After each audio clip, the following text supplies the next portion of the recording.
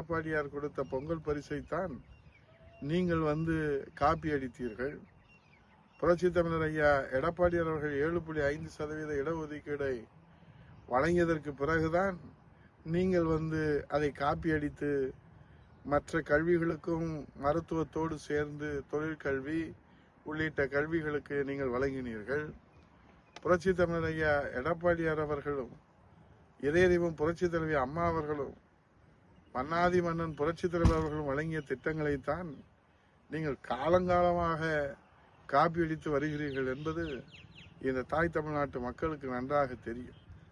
ஆகவே புரட்சி தமிழர் ஐயா எடப்பாடியார் அவர்கள் அறிவித்த திட்டங்களை எப்படி செயல்படுத்துவது என்று அலசி ஆராய்ந்து ஆய்வு செய்து அதன் இறுதியிலே தான் ஒரு திட்டங்களை அறிவிப்பார்கள். அதனுடைய சாத்தியக்கூறுகள் என்ன, பீசிபிலிட்டி என்பதையெல்லாம் முழுமையாக அறிந்து தெரிந்து புரிந்து அதை கடைக்கோடி மக்களிடத்திலே எப்படி கொண்டு போய் சேர்க்க வேண்டும் என்பதையெல்லாம் முழுமையாக செயல் திட்டங்களை உள்வாங்கி கொண்டுதான் அறிவிப்பார்கள் என்பது அவருடைய 50 ஆண்டு கால பொது வாழ்க்கை அதற்கு சாட்சியாக இருக்கிறது.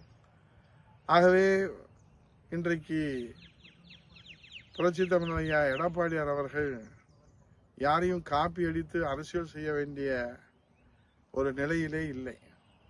அவரை பார்த்து வேண்டுமானால் இன்றைக்கு இருக்கக்கூடிய அரசியல் நிலையிலே அவர் மக்களிடத்திலே காட்டுகிற அக்கறை, மக்களிடத்திலே செய்கிற சேவை, மக்களுக்காக செய்கிற தொண்டு மற்றவர்கள் வேண்டுமானால் வழிகாட்டுவதாக அமையுமே தவிர அவருக்கு வழிகாட்டுபவர்கள் இருவரும் தெய்வங்களான புரட்சி தலைவர் எம்ஜிஆர், புரட்சி தலைவர் இதய தெய்வம் அம்மா, நம்முடைய பேரறிஞர் பெருந்தகை அண்ணா அவருடைய வழியிலே, அம்மா அவருடைய வழியிலே, எம்ஜிஆர் அவருடைய வழியிலே தான் அவர் தன்னுடைய அரசியல் பயணத்தை வெளிப்படை தன்மையோடு, கருணை உள்ளத்தோடு, தெய்வ உள்ளத்தோடு, தாய் உள்ளத்தோடு, இந்த மக்களின் மீது அசைக்க முடியாத நம்பிக்கையோடு, இந்த மக்களின் மீது அசைக்க முடியாத அக்கறையோடு இங்கே மக்கள் தொண்டு ஆற்றுவதற்கு தன்னை அர்ப்பணித்திருக்கிறார்.